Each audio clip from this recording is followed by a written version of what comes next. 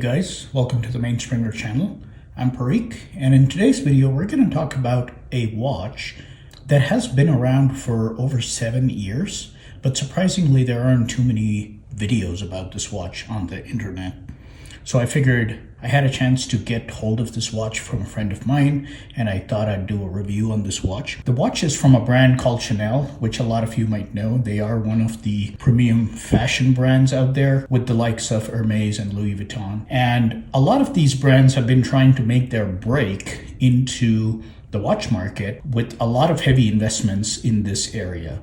Now, I do want to make a distinction between these fashion brands and those from jewelry brands like the likes of Cartier, Van Cleef & Arpels, Burberry, or Piaget, because these brands also have a lot of storied history in the watchmaking space, and lately they have experienced a lot of resurgence of interest in this area, and more than anything else, they have been doing very well in the watch space, but the fashion brands have had a much harder time. Louis Vuitton has made 2 or 3 attempts to enter this space, trying to rebrand themselves and the types of watches they make, and Chanel very similarly have been trying to break into this space and make a name for themselves. Now, Chanel is not new to watchmaking. They have made watches in the likes of the J12 that have been extremely popular. In fact, J12 was one of the earliest ceramic watches that debuted in 1999 and has been a staple in the fashion industry among celebrities for a really long time, and it's generally considered a unisex watch. Now, these watches have also been upgraded with latest movements. Chanel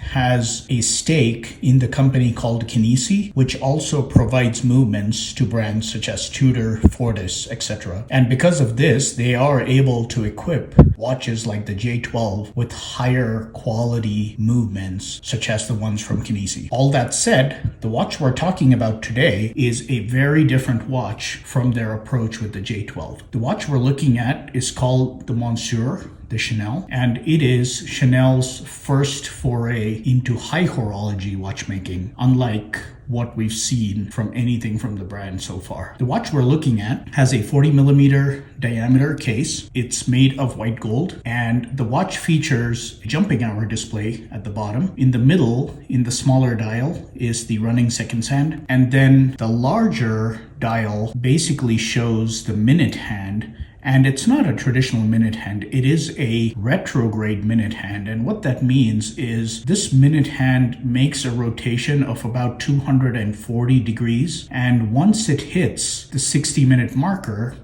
both the hour jumps and then the minute hand goes all the way back to 0. Now, having a retrograde on a watch is not something new. People have done watches with retrograde hands and movements all the time. But what's unique about this particular retrograde movement is it actually sweeps an almost 240 degrees angle. Most retrogrades typically only sweep a 180 degree angle. So that is a very notable distinction. It also has this beautiful jump hour, which really adds a certain level of drama every time the watch switches from one hour to another. It has a beautiful satin finish dial, and Chanel actually created this font especially for this watch or these line of watches. What's really unique about this piece is if you actually look at the frame of the hour marker, it basically resembles the top of a Chanel perfume bottle. Now, the watch is equipped with a caliber 1 movement, which is their high horology movement that Chanel has introduced. And when you turn over the case,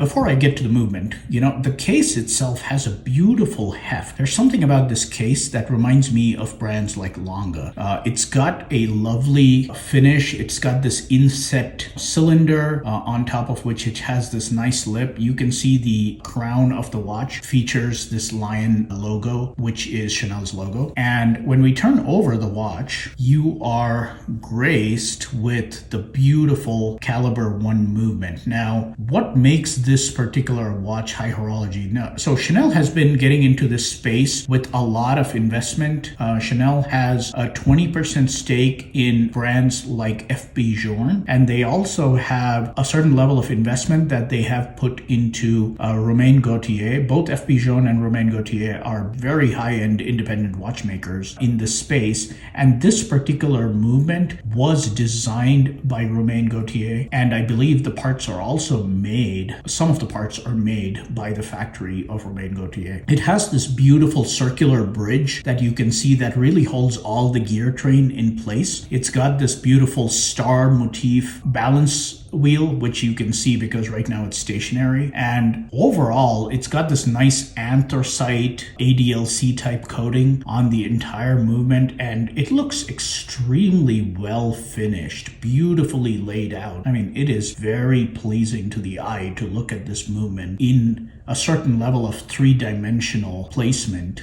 at the back of the case. So very, very high-end movement. At the bottom, it's got that lion logo right where I'm pointing to it. And the watch has a 72-hour power reserve. It is a manual wind watch, 30 meters water resistant. It's more of a dress watch. It's not a sports watch. But all in all, it is a fantastic looking piece and a beautiful watch for Chanel to enter the high horology space. Surprisingly, I have not seen this watch around a lot. This is the first watch that I have had a chance to see in person. It is absolutely stunning. I am surprised why we don't see more of these watches out in the wild, or why there are so few videos of this on YouTube. But it is a stunning looking piece, something you don't come across every day, and I thought, this might be a very good opportunity to show this to all of you. Let me do a wrist shot to show what this looks like. On the wrist, the watch actually looks very, very nice and extremely comfortable. The case sits beautifully on the wrist. It's got lovely finish, lovely heft. It's not very thick. It's a relatively thin watch